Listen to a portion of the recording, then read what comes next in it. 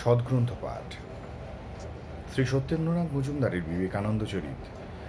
এই পুস্তকের পরিব্রাজক বিবেকানন্দ এই অধ্যায় থেকে পর্ব ৭৩ পাঠ করছি।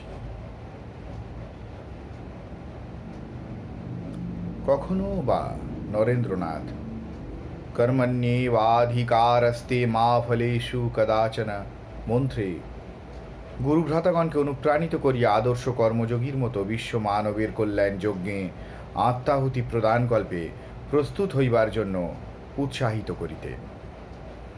কখনো বা গীতা বন্ধ করিয়া দিয়া বলিয়া উঠিতেন, কি হবে আর গীতা পাঠ করে? ঠাকুর বলতেন, গীতা 10 বার বললে যা হয় তাই। গীতা গীতা গীতা, ত্যাগী ত্যাগী ত্যাগী, চাই ত্যাগ, কামিনী কাঞ্চন ত্যাগ, ত্যাগী গীতার আদর্শ।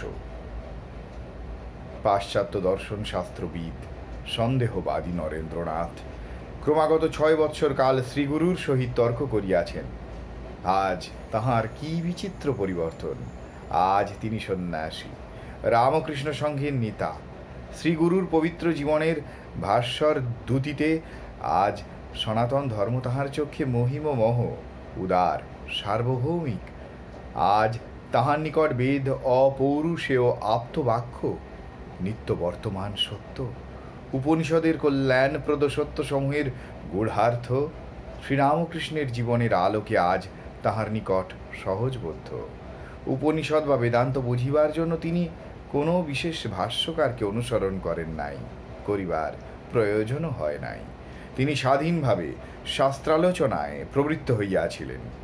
স্বামীজি উত্তরকালে বলিয়াছিলেন, বিধাতার ইচ্ছায় আমি এমন এক ব্যক্তির সাহচর্যের সুযোগ লাভ করিয়াছিলাম, যিনি একদিকে যেমন ঘোর দ্বৈতবাদী তেমনি অপরদিকে ঘোর অদ্বৈতবাদী ছিলেন।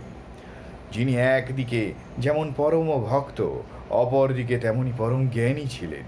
ইহার শিক্ষা ফলেই আমি উপনিষদ অন্যান্য শাস্ত্র কেবল অন্ধভাবে ভাষ্যকার দিগের অনুসরণ না করিয়া স্বাধীনভাবে উৎকৃষ্টতর রূপে বুঝিতে শিখিয়াছি।